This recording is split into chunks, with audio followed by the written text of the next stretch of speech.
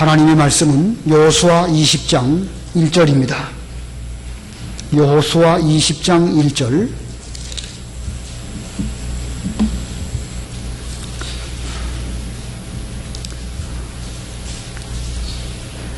바른 성경으로 구약성경 287페이지 여호수아 20장 1절입니다. 여호와께서 여호수아에게 말씀하셨다. 너는 이스라엘 자손에게 말하여라. 내가 모세를 통해 너희에게 말한 도피성을 너희를 위하여 정하고 부지 중 사람을 죽인 살인자는 그곳으로 도망하게 하여라. 그곳은 너희에게 피의 보복자로부터 피하는 곳이 될 것이다. 살인자는 이 성읍 가운데 한 곳으로 도피하여 그 성읍 문 입구에 서서 성읍 장로들의 귀에 자기 사정을 말해야 한다. 장로들은 그를 받아들여 성읍 안에 있을 곳을 마련해주고 그들 가운데 살게 하여라. 피의 보복자가 그를 뒤쫓아온다 하더라도 그들은 그 살인자를 그의 손에 넘겨주지 말 것이니 이는 그가 그 이전부터 그 이웃을 미워한 것이 아니라 부지 중에 자기 이웃을 죽였기 때문이다. 살인자는 회중 앞에 서서 판결을 받을 때까지 또는 그 당시에 대제사장이 죽을 때까지 그 성읍에 살다가 그 후에 자기 집이 있는 성읍, 곧 자기가 도망하여 나온 그 성읍으로 돌아갈 수 있다.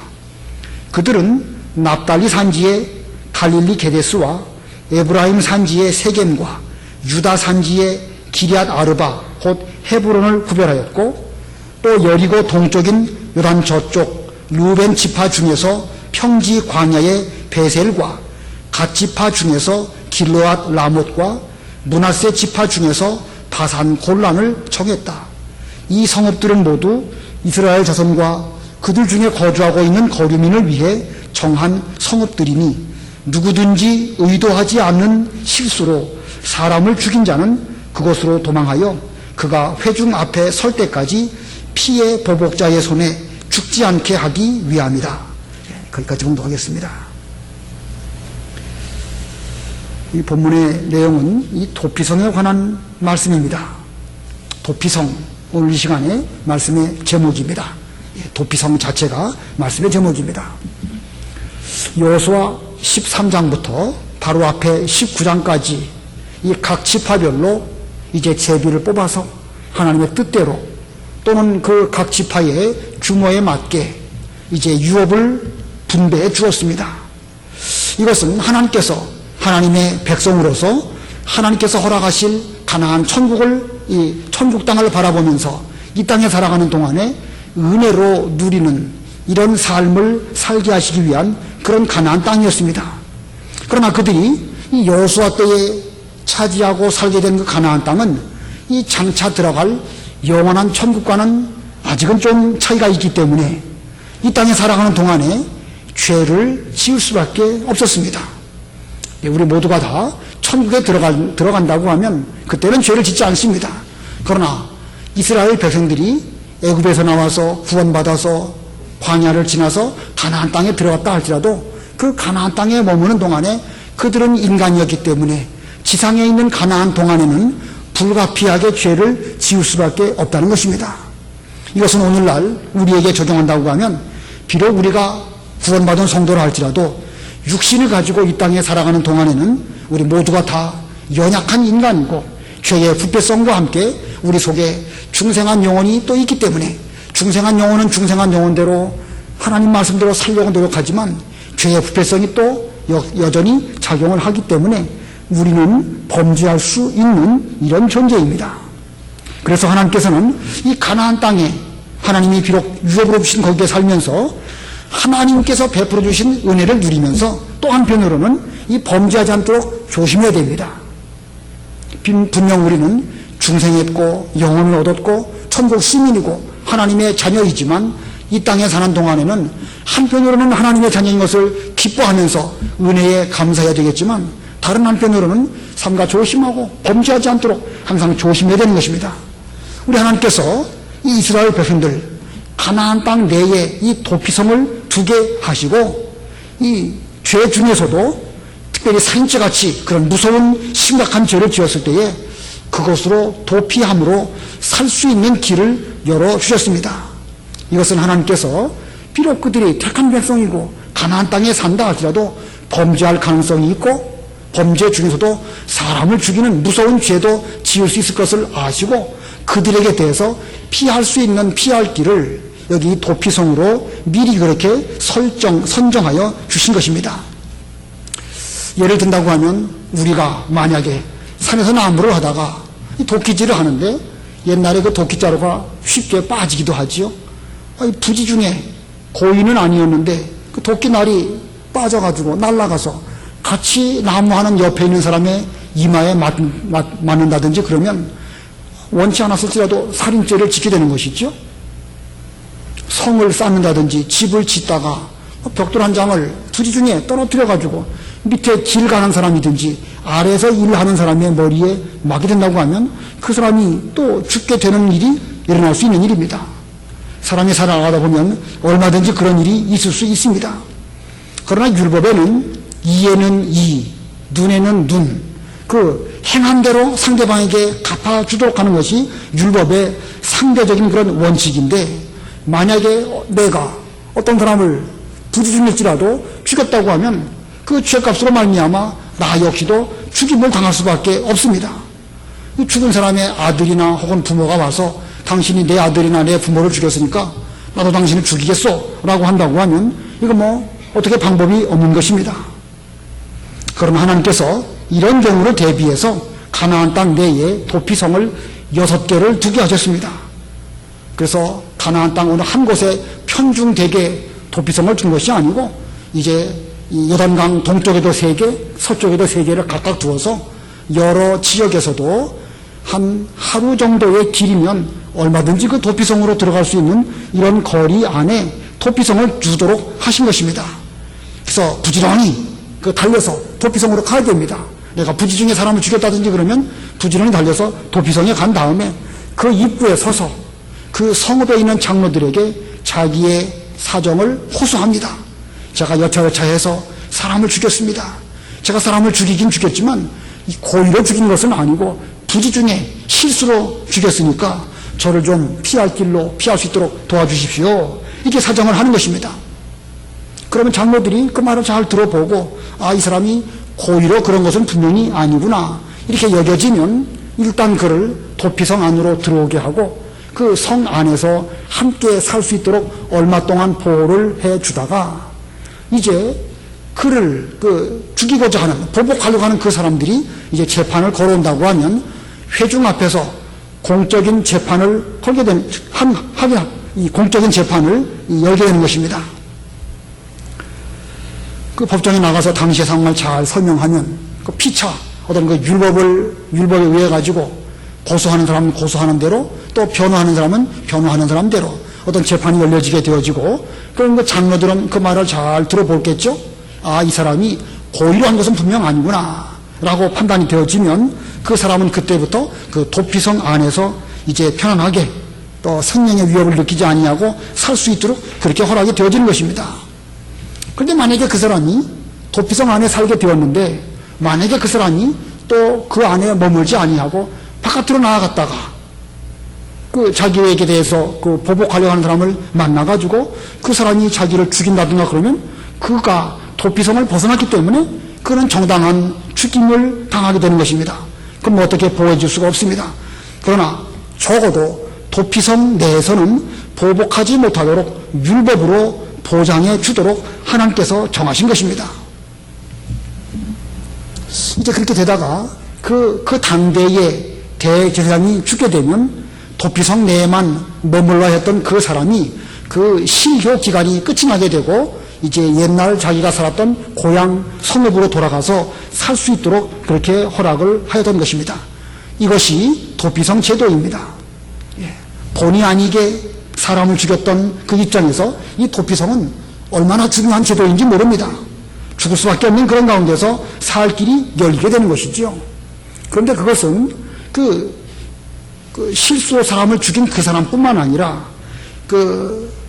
인간적으로 식구를 잃어가지고 원수를 갚아야 하는 그런 사람들 입장에서도 이 도피성 제도는 정말로 좋은 제도입니다.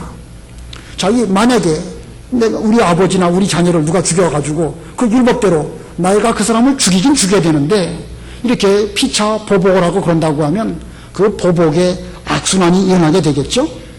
근데 하나님께서는 율법으로 딱 정하셔가지고 이 보복의 악순환을 끊고 원수지간이 그 후대들에게 대물림되지 않도록 그렇게 하는 것이니까 그 우발적으로 죄를 지은 사람에게도 좋은 제도이지만 원수를 갚아야 할 그런 의무가 있는 그 사람 입장에서 봤을 때에도 계속 그 어떤 그 죄악에 매여가지고 계속 형제를 미워하고 죽여야 하는 그런 의무감에서부터 그도 벗어날 수 있는 것이니까 이 도피성 제도는 피차 다행이라고 할 수가 있을 것입니다. 물론 실수로 말미암아 죽은 사람은 안 된 일이지만 그러나 산 사람은 그래도 더 이상 보복의 악순환을 끊고 살 길을 열게 해 주시려고 이 제정하신 제도가 바로 이 도피성 제도인 것입니다. 자, 그러므로 이 도피성 제도가 구약시대의 이스라엘 사회에서는 이 보복의 악순환을 막기 위한 그런 제도입니다. 그러나 궁극적으로 이 도피성 제도는 곧 예수 그리스도를 상징합니다. 도피성 제도가 누구를 상징한다고요? 예수님을 상징한 것입니다. 넓은 의미로 볼 때에 이 범죄한 인간이 천하에 어디 가가지고 이 죄 문제를 해결받고 살 길을 얻겠습니까? 우리가 피할 길은 오직 예수님밖에 없습니다.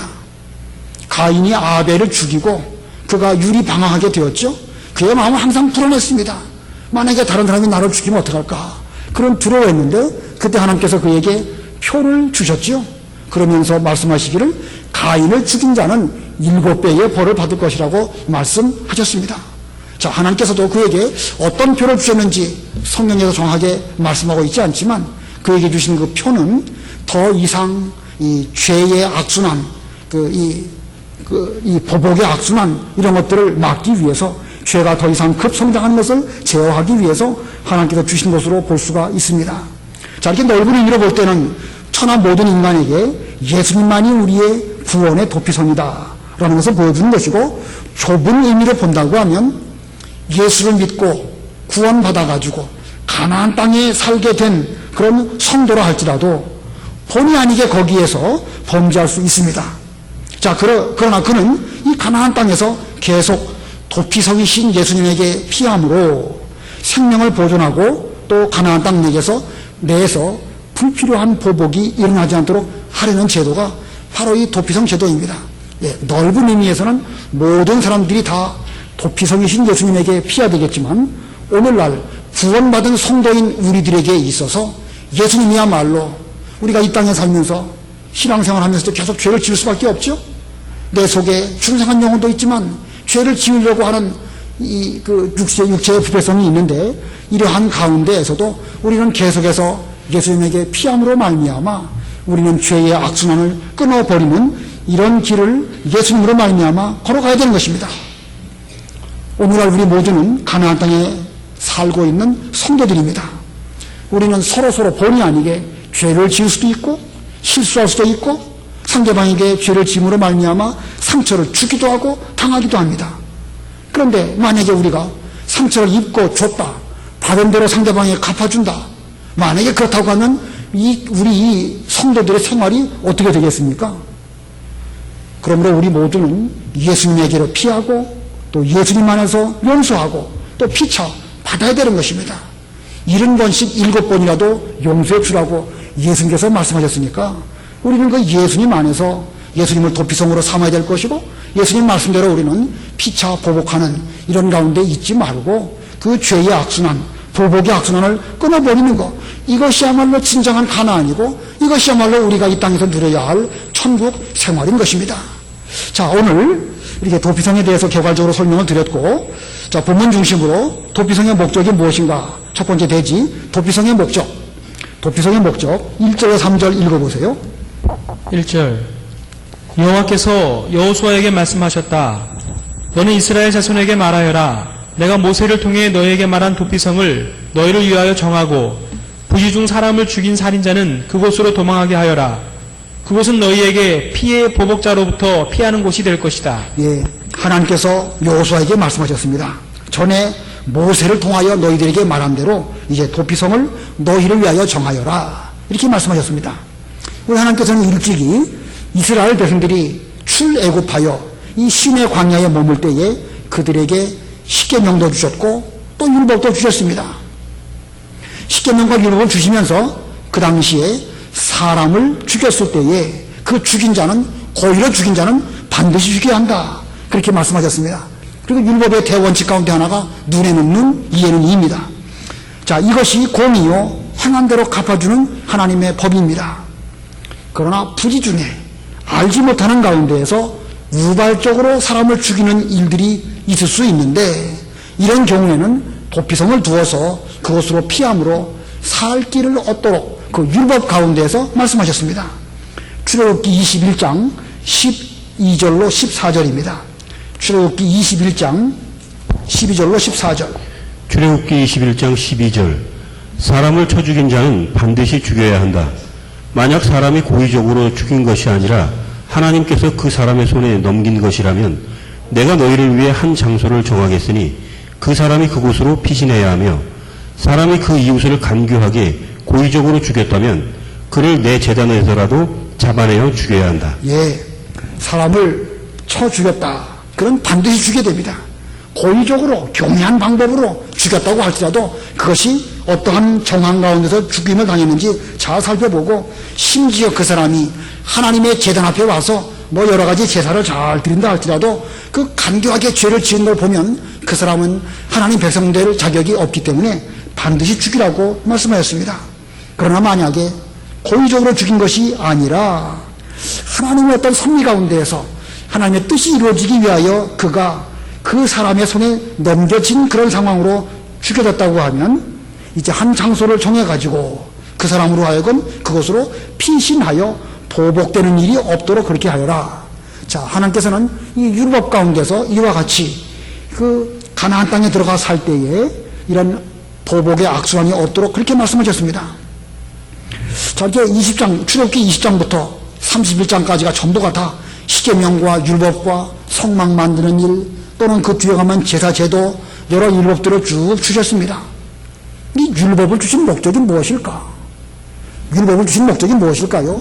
율법을 행함으로 말미암아 구원 얻게 하신 것일까요? 아니면 구원받은 백성들이 감사함으로 하나님의 법을 지키게 하셨을까요? 첫 번째일까요? 두 번째일까요? 두 번째죠? 예. 그 십계명 서론에 보면 그 십계명을 주신 목적은요, 그 십계명을 지킴으로 말미암아 구원받으라고 주신 것이 아닙니다. 출애굽기 20장 1절 2절 한번 읽어보세요. 20장 1절. 예. 하나님께서 이 모든 것을 일러 말씀하셨다.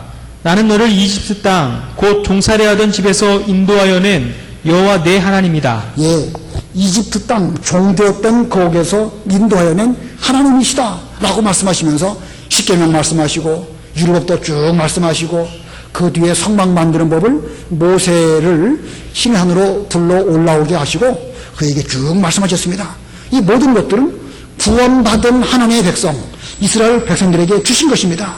그러므로 이 율법은 그 율법을 지킴으로 말미암아 구원 얻게 하려고 주신 것이 아니고 구원받은 성도에게 구원받은 것에 대해서 감사함으로 하나님 백성들에게 백성답게 살도록 하시려고 주신 그런 법입니다. 자, 그런 면에서 볼 때에 율법은 행위 언약이 아니고 은혜 언약입니다. 여러분 행위 언약, 은혜 언약 다 들어보셨죠? 수요일 날 이게 예배 나오시는 분들은 적어도 그런 정도는 아실 것이라고 여겨지는데 간단하게 설명을 드린다고 하면 행위 언약이라는 것은 행함으로 말미암아 구원 얻게 하는 언약. 행위 언약은 하나밖에 없죠. 에덴 동산에서 선악과를 통하여 주신 언약. 그것이 행위 언약 하나밖에 없는 것입니다. 근데 우리 이 행위 언약에 대해서 인간은 제대로 지키지 못하고 언약을 파기함으로 범죄한 죄인이 되어서 이제 에덴 동산에서 쫓겨나게 되었습니다. 이러한 우리들 세상에서 죄악에 종살이할 수밖에 없고 이스라엘 민족적으로 볼 때는 애굽에서 종살이할 수밖에 없는 그들에게 하나님께서 모세를 보내주시고 구원자 모세를 통하여 그들을 출애굽하게 하시고 홍해를 건너 이제 광야를 지나서 가나안 땅 들어가서 살게 하셨습니다. 그리고 그들에게 하나님 백성답게 살도록 법을 주셨는데 그 법이 바로 율법입니다. 그러므로 이 율법은 그 법을 지킴으로 구원받는 것이 아니고 구원받은 하나님의 백성들이 그 은혜에 감사함으로 지켜야 하는 그런 언약, 그것이 바로 율법이고 우리는 그것을 은혜의 언약이라고 하는 것입니다. 자, 율법을 지킴으로 구원 얻게 하는 것이 아니고 구원을 받았으니까 은혜에 감사해서 그 율법을 지켜야 한다. 이것이 그렇기 때문에 이것이 은혜인 것입니다. 그래서 이 율법에는 죄를 규정하고 범죄하게 되면 반드시 그 공의대로 심판하는 그런 내용도 있지만 그러나 죄를 용서하고 사죄하는 그런 법도 많이 있습니다.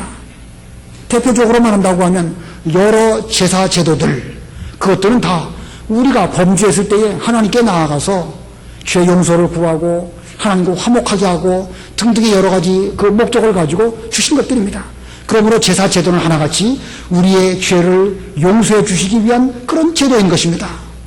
자, 이것을 볼 때에 하나님께서는 비록 애굽에서 구원받은 하나님의 백성이라 할지라도 앞으로 살아가면서 그들이 범죄할 수 있을 줄을 아셨고 범죄할 수밖에 없는 이런 존재라는 사실을 아시고 범죄했을 때라도 그 사죄해 주시려고 이와 같이 여러 가지 제도를 만드시는 가운데 도피성 제도도 또한 하나님께서 만들어 주신 것입니다. 하나님께서 모세에게 이 율법으로 정하신 것을 이제 여호수아를 통하여 도피성을 두고 그대로 시행하게 하셨고 그대로 이제 3절에 그렇게 시행을 했습니다. 부지 중 사람을 죽인 살인자는 그곳으로 도망하게 하여라. 그곳은 너희에게 피의 보복자로부터 피하는 곳이 될 것이다. 부지 중 살인한 자가 그 도피성으로 도피하여 피하는 것이 되게 하라. 자, 이 말씀 속에는요 공의도 있고 사랑도 들어있습니다. 부지 중 살인한 자가 그 도피성으로 피해서 거기서 피할 것이 되게 해라. 이 말씀 속에는 하나님의 공의도 내포되어져 있고 사랑도 내포되어 있습니다. 이 도피성을 주신 목적이 무엇일까? 첫 번째로 말한다고 하면 고의로 살인한 자는 반드시 죽여야 되기 때문에 그런 제도를 둔 것입니다. 고의로 살인한 자는 지 아무리 도피성으로 들어가고 심지어 하나님의 제단 앞에 나아가 있다 할지라도 그런 끌어내서 죽게 되는 것이 하나님의 공의입니다. 또 두 번째로는 그 부지 중 살인한 자는 피할 길을 주도록 하는 것입니다. 이게 사랑이지요. 부지 중에 자기도 모르게 죄를 지었는데 그렇다고 해서 죄 지은 사람이라고 해서 다 그 죄값대로 처벌한다고 하면 하나님의 공의 앞에 살아남을 인생들이 누가 있겠습니까? 우리 하나님께서는 우리의 연약함을 아시고 그 범죄한 가운데서도 피할 길을 주시기 위해서 부지 중 살인한 자는 피할 길을 주도록 사랑의 법으로 율법을 주신 것입니다. 이 말씀을 현실적으로 오늘날 우리에게 적용해서 생각해 볼까요? 우리 모두는 구원받고 영생 얻은 하나님의 백성입니다. 우리 중에 고의적으로 범죄한 자는 그 죄를 용서받을 수가 없습니다. 고의로 살인한 자, 우리 가운데 누가 고의로 무슨 하나님의 성령을 거슬리고 죄를 지었다. 그건 죄 용서 못 받습니다. 그러면 이 구원받은 성도가 고의로 범죄하든지 고의로 성령을 거슬려서 살인한다든지 그럴 수가 있겠습니까? 여러분 고의로 그럴 수 있을까요?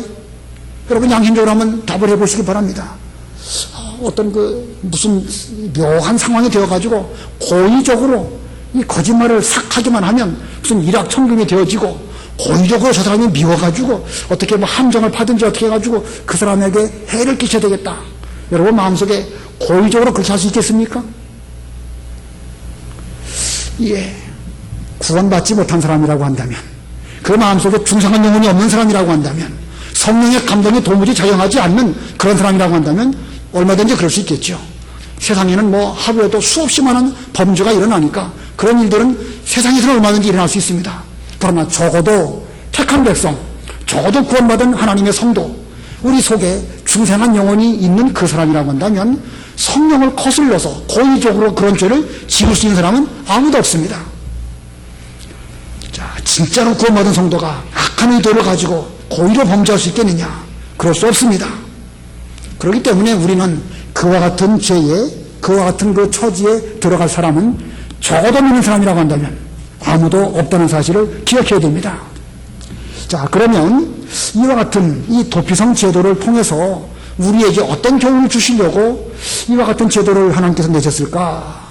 도피성 제도를 내신 목적, 도피성 제도를 통해서 주시는 교훈 세 가지를 말씀을 드리면요. 첫 번째는 누구라도 본의 아니게 범죄할 수 있다는 것입니다. 예, 누구라도 본의 아니게 범죄할 수 있다. 분명 구원받았습니다. 분명 내 속에는 성령의 감동도 있고 말씀을 들을 때 은혜도 받고 하나님을 대하여 아버지라고 부르고 분명 우리는 믿는 신앙생활을 합니다. 그러나 그와 같을지라도 나 역시도 때로는 우발적으로 범죄할 가능성이 얼마든지 있다는 것입니다. 그렇기 때문에 그와 같은 사람을 위해서 하나님께서는 도피성 제도를 내신 것입니다. 우리 민수기 한번 보겠습니다. 35장 22절로 25절. 민수기 35장 22절로 25절. 22절. 그러나 만일 그가 적대감 없이 순간적인 실수로 사람을 밀쳤거나 악의가 없이 그에게 무엇을 던졌거나 혹은 미처 보지 못하고 사람을 죽일 만한 돌을 떨어뜨려 죽게 했다면 그는 원한도 없고 악을 행하려 한 것도 아니니 회중이 쳐 죽인 자와 피를 복수하려는 자 사이에서 다음과 같은 규례에 따라 판결하여라. 회중은 살인자를 피를 복수하려는 사람의 손에서 구해내어 그가 피하였던 도피성으로 돌려보내고 거룩한 기름 부음을 받은 대제사장이 죽을 때까지 그곳에 머무르게 하여라. 예, 여기 순간적인 실수, 악의가 없는 행위 이런 것이 있죠. 예. 자, 우리 여기 많은 분들이 오늘 수요예배 오셨습니다. 옆에 다 우리 교우들과 함께 신앙생활하고 있는데, 자, 우리 곁에 있는 우리 성도들이 진짜로 구원받은 사람인지 아닌지 우리는 모르죠. 그러나 분명 나 자신이 하나님을 대하여 아버지라고 부르고 믿음의 확신이 있는 것처럼 우리는 적어도 함께 신앙생활하고 있는 곁에 있는 성도들을 볼 때에 저분도 하나님의 사랑의 대상자고 저분도 구원받은 하나님의 백성인 것을 우리는 인정할 수밖에 없습니다. 자, 그런데 혹시 그분이 내게나 혹은 회중에게 어떤 잘못을 저질렀다. 그때 우리는 공의의 잣대로 상대방을 들이밀고 당신 죄를 지었습니다. 이렇게 말해서는 안 된다는 것입니다. 왜냐하면 나도 본의 아니게 범죄할 수 있기 때문에 그렇습니다. 그러므로 우리는 공의를 집행하는 가운데서도 사랑으로 그 사람을 진심으로 사랑해서 죄를 끊어버리고 앞으로 이 건강한 신앙생활 하도록 그렇게 인도해야 되는 것이지 무조건 공의의 잣대로 들이민다고 하면 그 사람 역시도 공의의 잣대의 심판을 받을 수밖에 없을 것입니다. 그러므로 우리는 누구라도 본의 아니게 범죄할 수 있는 줄을 알고 상대방이 어떤 허물을 어떤 죄를 지었다고 할 때에 우리는 공의로만 대하지 말고 사랑으로 가지고 긍휼을 베푸는 그런 우리가 되어질 때에 이게 올바른 성도의 생활이 되어갈 수가 있습니다. 야고보서 2장 12절과 13절을 읽어보세요.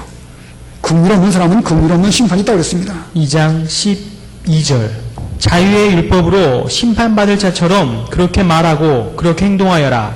긍휼을 베풀지 않는 자에게는 긍휼 없는 심판이 있을 것이다. 긍휼은 심판을 이기고 기뻐한다. 예, 구약 성경에 율법이 주어졌지만 그 율법 속에는 복음이 들어있고 그 율법 복음 속에는 예수 그리스도의 죽으심으로 말미암아 우리의 죄가 용서받는 그 말씀이 내포되어 있습니다. 그래서 율법은 율법이지만 자유의 율법입니다. 우리로 하여금 자유케 하는 율법이고 그 율법을 지킬 때에 우리는 자유하는 마음으로 종의 신경으로 지키는 것이 아니라 받은 바 사랑에 감사해서 우리 역시 그 율법을 상대방에게 잘 행해질 때에 긍휼을 베푸는 이런 우리가 될 때에 긍휼 있는 그런 심판을 받게 될 것이라고 주께서 말씀하셨습니다. 그 다음에 두 번째로 이 도피성 제도는 우리에게 어떤 교훈을 주는가? 하나님께서 용서받은 자를 사람이 정죄할 수 없다는 것입니다. 예, 하나님께 용서받은 자를 사람이 정죄할 수 없다. 자, 모든 율법의 대강령이 두 가지가 있죠. 하나님 사랑과 사람 사랑. 하나님 사랑과 사랑은 또 한 가지로 사랑으로 귀결이 되어집니다. 자, 우리 하나님께서 율법을 주시고 그 안에 도피성을 두신 이유는 죄인된 우리 모두를 행한 대로 죄대로 우리에게 갚아주신 것이 아니라 사랑으로 우리에게 갚아주시면서 우리도 그 법 안에서 하나님을 사랑하고 이웃을 사랑하도록 이렇게 이 법을 우리에게 주셨습니다. 행한 죄대로 심판하시기 위함이 아닙니다. 그러므로 우리도 오히려 죄를 깨닫고 율법을 통해서 그리스도에게로 인도함을 받는 그런 우리가 되어야 되지. 율법대로 조금 더 용서하지 않고 그냥 뾰족한 눈으로 상대방을 보고 그런 것은 그건 올바른 태도가 아닙니다. 우리 예수님께서 재림하셔서 심판주로 오실 때 그때는 이제 비로소 심판이 시작됩니다. 그러나 그 전까지는 사랑으로 우리를 다스리는 시대이고 오늘날 우리가 살아가고 있는 이 시대도 사랑으로 상대방을 영생 얻게 하고 구원 얻게 하는 이런 시대에 우리가 살고 있습니다. 우리가 요한복음을 배우고 있지만 요한복음 3장 16절에 하나님이 세상을 이처럼 사랑하사 독생자를 주셨으니 누구든지 저를 믿는 자마다 영생을 얻게 하려 합니다. 그 17절에 뭐라고 나와있냐면 하나님 예수님께서 우리에게 오신 것은 우리로 하여금 심판받게 하심이 아니라 구원을 주시려고 오셨다고 말씀하고 있습니다. 요한복음 3장 16절 17절 읽어보세요. 요한복음 3장 16절 하나님께서 세상을 이처럼 사랑하셔서 독생자를 주셨으니 이는 그분을 믿는 자마다 멸망하지 않고 영생을 얻게 하려는 것이다. 하나님께서 세상에 그 아들을 보내신 것은 세상을 심판하시려는 것이 아니라 그를 통하여 세상이 구원받게 하시려는 것이다. 예수님이 오신 것은 지금 우리에게 구원을 주시기 위해서 오신 것입니다. 그 구원 주시기 위해서 우리를 사랑하셨고 그 사랑으로 우리를 불쌍히 여겨주시고 가까이 다가와 주시고 기름과 포도주를 우리 상처에 부어가지고 영생 얻게 구원 얻게 해주셨습니다. 그러므로 우리도 나아가서 너도 가서 그와 같이 하라 하신 예수님의 말씀대로 사랑을 실천할 때에 우리는 다른 사람도 영생 얻게 하는 이런 신앙생활을 하면서 구원을 베풀 수가 있는 것입니다. 그래서 고린도후서에 보라 지금은 구원의 날이요 그렇게 말씀하셨죠. 지금은 은혜의 때라 이렇게 말씀하셨습니다. 그러므로 예수님 재림하시기 그 전까지는 우리는 부지런히 이 사람들을 잘 용서하고 또 그 사람들로 하여금 올바른 믿음의 길로 걸어가도록 하는 것이 그게 우리의 마땅한 도리입니다. 하나님께서 용서한 사람 우리는 결코 내가 정죄해서는 안 될 것입니다. 분명 그 사람이 죄인은 죄인이에요. 그러나 하나님께서 용서해 주셨다고 하면 우리가 그 사람에게 대해서 과거에 무슨 죄를 지었고 뭐 어떻게 했고 자꾸 그렇게 떠들어내는 것은 그건 결코 잘하는 것이 아닙니다. 하나님께서 용서하신 사람을 자기가 정죄하는 것 그것은 자기가 하나님의 자리에 올라가는 것이고 자기가 심판자의 위치에 있는 것입니다. 아무도 그럴 자격이 우리에게는 주어지지 않았습니다. 심판은 오직 예수님에게만 주어진 그런 고난이고 우리는 그와 같은 위치에 있지 않은 줄을 알고 하나님께서 용서하는 그 하나님의 사람을 우리가 함부로 정죄하지 않도록 해야 됩니다. 그다음에 본문을 통해서 또 한 가지 얻어야 될 교훈의 세 번째는 이 가나안 유업을 더럽히지 않아야 한다는 것입니다. 가나안 땅 유업을 우리에게 주셨는데 그 유업을 더럽히지 말아야 됩니다. 하나님께서 이스라엘 백성들을 가나안 땅으로 인도하시고 그 땅을 유업으로 쭉 나누어 주셨습니다. 이제 그 유업 안에서는 공의는 공의대로 사랑은 사랑대로 실현되어져 있습니다. 만약에 어떤 사람이 고의로 사람을 죽였다. 더 이상 그런 죄가 그 가나안 땅에 발 붙이지 못하도록 우리는 공의대로 그걸 다 끊어버려야 됩니다. 그러나 고의가 아니고 부지 중에 어떤 일을 저질렀다. 사랑으로 용서해 주는 것이 가나안 땅다운 그런 그 모습이라고 할 수가 있을 것입니다. 여기저기 많이 있는데 우리 신명기 19장 한번 보겠습니다. 신명기 19장 11절로 13절. 아까 민수기는 읽었으니까. 신명기 19장 11절. 1절. 그러나 어떤 사람이 그 이웃을 미워하여 숨어서 기다리다가 일어나 그를 쳐서 죽게 하고 이 성읍 가운데 한 곳으로 도피하면 그가 살던 성읍의 장로들이 사람을 보내어 그를 거기서 붙잡아다가 피해 보복하는 자의 손에 넘겨줘 죽이게 하여라. 내 눈으로 그를 불쌍히 보지 말고 이스라엘에서 무죄한 피 흘림이 없게 하여라. 그러면 내가 잘 될 것이다. 고의적으로 죄를 지은 사람은 그건 본성적으로 하나님의 백성들 자격이 없습니다. 그래서 그를 불쌍히 여기지 말고 그 이스라엘에서 무죄한 피 흘림이 없게 하도록 하기 위해서 그를 갖다 죽이라는 거예요. 아까 그러나 고의적이 아니라 우발적으로 어떤 죄를 지었다 하면 그 사람의 그 어떤 그 형편을 살펴보고 그는 살려주라고 말씀하셨지 않았습니까? 이렇게 공의는 공의대로 실현되어지고 사람은 사랑대로 실현되어질 때에 그 가나안 땅이야말로 하나님께서 우리에게 주신 바 유업이라고 할 수가 있을 것이고 그 유업을 더럽히지 않게 되는 것입니다. 오늘날 우리가 살아가고 있는 이 교회 우리에게 주신 바 가나안 천국입니다. 우리 모두는 이 교회를 들어오며 나아가며 은혜를 입고 또 성도 간에 피차 사랑하면서 여기서 우리가 신앙은 신앙대로, 사랑은 사랑대로, 공의는 공의대로 이렇게 지평되어져 나가는 이런 거룩한 하나님의 집입니다. 이 하나님의 집 안에 결코 죄가 발붙이지 못하도록 우리는 해야 될 것이고, 또 그와 더불어 사랑은 사랑대로 실현되어질 때에 이 가나안 유업을 더럽히지 않게 되는 것입니다. 우리 주님께서 피 흘려 세우신 하나님의 교회, 이 주님의 거룩한 보혈로 세워진 하나님의 교회를 인간의 더러운 피로 말미암아 더럽히지 않기 위해서는 공의는 공의대로 실현되어야 되는 것이고, 또 사랑은 사랑대로 실현되어질 때에 하나님의 이 거룩한 교회, 우리에게 주신 가나안 유업이라고 할 수가 있을 것입니다. 자, 이제 넘어가고 크게 두 번째부터 빨리 나가겠습니다.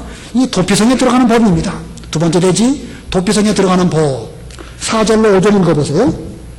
4절 살인자는 이 성읍 가운데 한 곳으로 도피하여 그 성읍 문 입구에 서서 성읍 장로들의 귀에 자기 사정을 말해야 한다. 장로들은 그를 받아들여 성읍 안에 있을 곳을 마련해주고 그들 가운데 살게 하여라. 피해 보복자가 그를 뒤쫓아온다 하더라도 그들은 그 살인자를 그의 손에 넘겨주지 말 것이니 이는 그가 그 이전부터 그 이웃을 미워한 것이 아니라 부지 중에 자기 이웃을 죽였기 때문이다. 예, 부지 중에 살인사건을 일으켰다면 그는 신속하게 도망해야 됩니다. 다른 곳으로 가면 안 되겠죠? 반드시 도피성으로 가야 됩니다. 보복하러 오는 그 사람보다 빨리 가지 않으면 붙잡혀가지고 이 보복을 당하게 되는 것입니다. 자, 그러므로 신속하게 도망해야 됩니다. 자기는 고의로 그런 것이 아니라고 하면서 뻔뻔하게 계속 그 자리에 있다고 하면 그는 결국 죽임을 당할 수도 있는 것입니다. 그리고 도피성에 도착한 이후에는 그 성읍의 장로들에게 자기 사정을 진실하게 다 말해야 됩니다. 만약에 진실하게 말하지 아니하고 거짓으로 말했다고 하면 반드시 하나님의 법 앞에서 드러날 수밖에 없을 것이고, 그는 역시 또한 죽임을 당할 수밖에 없습니다. 자, 그래서 이 도피성에 들어가기 위해서는 도피성으로 도망하여 죄를 고백해야 됩니다. 아까 도피성은 누구라고 그랬죠? 예수님이라고 했습니다. 오늘 우리가 죄를 지었다고 하면, 우리가 죄를 지은 가운데 살기를 원한다고 하면 신속하게 예수님에게로 가고 예수님에게 나의 모든 죄를 이실 짓고 차복해야 됩니다. 그것이 예수님에게 피하는 것이고 그것이 우리가 피할 길을 얻는 것입니다. 고린도전서 10장 13절. 고린도전서 10장 13절. 13절 사람이 감당할 수 없는 시험을 너희가 당한 적이 없으니 하나님께서는 신실하셔서 너희가 감당치 못할 시험을 당하는 것을 허락하지 않으시고 시험 당할 때에 또한 피할 길을 내셔서 능히 감당하게 하신다. 예, 물론 본문의 말씀은 시험 당하는 것에 대한 피할 길을 말씀하셨지만 여러 가지 시험 가운데 우리가 본의 아니게 죄를 지었다든지 여러 가지 어려운 형편을 만날 수도 있겠죠. 그때 우리는 어떻게 해야 피할 길로 제대로 가는 것인가? 신속하게 예수님에게 가가지고 제가 이만저만한 죄를 지었습니다. 사실대로 말해야 되는 것입니다. 이실 짓고 해야 우리는 그 예수님에게로부터 이 정죄를 받지 아니하고 그 도피성으로 피할 수 있는 것입니다. 예수님께서 말씀하셨죠? 나도 너를 정죄하지 아니하노니 가서 다시는 죄를 짓지 말아라. 예수님은 우리에게 대해서 정죄하실 목적으로 오신 분이 아니라 아까도 읽은 말씀처럼 구원하시려고 우리에게 오셨습니다. 이러한 구원자이신 예수님 앞에 우리는 힘써 나아가서 죄를 고백함으로 죄를 끊어버리고 도피성이신 예수님에게로 들어가는 것, 이것이야말로 올바로 도피성으로 피하는 방법입니다. 망설이지 말고 즉시 나가야 되는 것이고 우리는 즉시 예수님께 들어가도록 해야 될 것입니다. 세 번째 대지 도피성에서 나오는 법입니다. 도피성에 들어갔으면 또 나올 때가 있겠죠. 자, 죄 때문에 도피성에 갇혔지만 늘 그 안에 사는 것은 아닙니다. 이 살인자가 회중 앞에서 재판을 받아가지고 이 사람이 우발적으로 한 것이 아니고 부지 중에 어쩔 수 없는 실수로 이렇게 했구나 라고 하는 판결을 받게 되면 그는 도피성 안에 살 수 있는 자격을 그때부터 얻게 됩니다. 그렇다고 해서 그가 즉시 도피성 바깥으로 나와가지고 재판에서 무죄가 입증됐으니까 무죄는 아니죠. 분명 죄는 죄지만 그 고의적인 죄가 아닌 것이 판명되었기 때문에 이제 그 도피성 안에서는 얼마든지 살 수 있게 되었습니다. 그러다가 이제 그 당대의 대제사장이 그 죽을 때가 되면 그는 그 성 안에 머물러야 한다는 그 법률의 그 시효가 끝이 납니다. 그래서 그는 도피성 바깥으로 나와서 자기가 살던 고향으로 돌아가서 살 수 있게 되는 것입니다. 그래서 6절에 그 말씀이 있어요. 6절 읽어보세요. 6절 살인자는 회중 앞에 서서 재판을 받을 때까지 또는 그 당시의 대제사장이 죽을 때까지 그 성읍에 살다가 그 후에 자기 집이 있는 성읍 곧 자기가 도망하여 나온 그 성읍으로 돌아갈 수 있다. 예, 이 6절의 말씀을 잘 보면 재판을 받아서 판결을 받든지 아니면 대제사장이 죽든지 두 가지 중에 한 가지라면 그는 자기 성읍으로 돌아가서 살 수 있다. 이런 식으로 문장이 표현되어 있지만 그 여러 다른 성경들을 참고해 볼 때에 그 재판 받아가지고 고의로 죄를 지은 것이 아니면 그는 도피성 안에서 살 수 있게 되는 것이고 그러다가 그 당대의 대제사장이 죽으면 그는 자기 성읍으로 돌아가서 살 수 있도록 자유의 몸이 될 것이다. 이런 뜻으로 해석을 하는 것입니다. 자, 이 사람이 그 도피성 안에 살면서 뭘 기다리겠죠? 뭘 기다리겠습니까? 우리 대제사장이 빨리 죽으면 좋겠는데 참 대제사장이 죽어야 자기가 도피성에서 해방되니까 한편으로는 좀 미안한 생각이 들긴 들었을 거예요. 인간이 그런 생각 안 들면 어떡하겠습니까? 그래도 아무튼 자기가 해방되기 위해서는 우리 대제사장이 빨리 죽으셔야 내가 이제 고향으로 돌아갈 수 있을 터인데 아마 은근히 기다렸을 것입니다. 여기서 말씀하는 대제사장 궁극적으로 바로 예수님을 가리키는 것입니다. 예수님이 돌아가셔야 우리는 죄에서부터 완전히 해방되어지고 자유의 몸이 되는 것입니다. 사실 예수님이 십자가에 돌아가신다. 이거 참 죄송스럽고 너무나 이거 참 부끄러워. 내 죄 때문에 주님이 돌아가신다는 걸 생각하면 참 그 안 된 일이죠. 그러나 그것은 오히려 우리에게 큰 구원의 기쁨의 소식이 아닐 수가 없는 것입니다. 자, 예수님께서는 십자가에서 저주의 죽음으로 죽으셨지만 그것은 우리에게 대하여 가장 큰 복음으로 더 이상 죄에 매이지 아니하고 하나님 백성답게 자유의 몸이 될 수 있다는 사실, 이것이 곧 도피성에서 나오는 것입니다. 이것이 곧 그렇기 때문에 복음입니다. 그 다음에 이제 네 번째 대지로 도피성 선정 7절로 9절입니다. 하나님 명령을 따라서 도피성을 선정했는데 요단강 서쪽에 셋, 요단강 동쪽에 셋을 선정했습니다. 7절 8절 읽어보세요.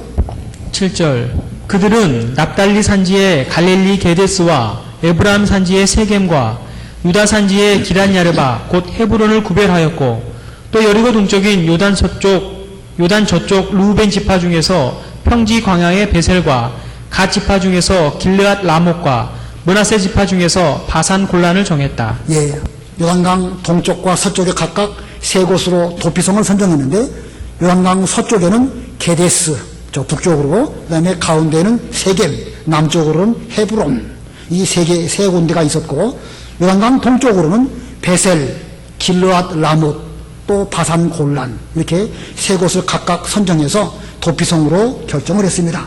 9절, 우리 다 같이 9절 읽겠습니다. 시작. 이 성읍들은 모든 이스라엘 자손과 그들 중에 거주하고 있는 거류민을 위해 정한 성읍들이니 누구든지 의도하지 않은 실수로 사람을 죽인 자는 그곳으로 도망하여 그가 회중 앞에 설 때까지 피해 보복자의 손에 죽지 않게 하기 위함이다. 자, 누구든지 의도되지 않은 실수로 사람을 죽인 자는 모두 살 길을 주시려는 것이 하나님의 뜻입니다. 심지어 그것은 이스라엘 백성들뿐만 아니라 이스라엘 백성들과 함께 머물러 살고 있는 거류민들, 여기서 말하는 거류민, 외국인이라 할지라도 이방인이라 할지라도 가나안 땅 안에 들어와서 사는 그들에게는 이 도피성의 혜택을 입도록 하나님께서 결정하신 것입니다. 이걸 보면 이 제도는 비록 가나안 땅 내에 있지만 만민에게 주어진 복음입니다. 그러나 이 도피성은 가나안 땅 내에만 있는 것이지 바깥에 있는 건 아니에요. 그러므로 믿는 믿음 세계 안에 들어온 모든 사람에게는 예수 그리스도가 오늘날도 우리의 도피성이라는 사실을 보여주는 것입니다. 자, 이 도피성 제도, 한편으로는 하나님의 율법의 권위, 세상 법의 권위, 또 다른 면으로 보면 인간의 생명의 존엄성, 이런 것들을 나타내는 아주 좋은 제도입니다. 그러나 이것은 일반적인 제도상으로 볼 때 그렇단 말이고 신앙 차원으로 볼 때에는 가나안 땅 예수님 안에서 신앙생활하는 우리 모두에게는 비록 우리가 예수 믿은 이후에도 죄를 짓긴 짓지만 그러나 예수님 안에 머무는 사람들은 결코 정죄함이 없음을 보여주는 것입니다. 우리의 모든 죄는 과거와 현재와 미래의 모든 죄가 이미 예수님 안에서 다 용서함을 이미 다 받았습니다. 그러므로 우리는 피차 그리스도 안에서 용서하고 또 불의한 피를 흘림으로 하나님의 거룩한 가나안 땅을 더럽히는 그런 일이 없도록 오늘의 우리의 삶 가운데서도 삼가 조심하는 그런 여러분들이 다 되시기를 바랍니다. 기도하겠습니다.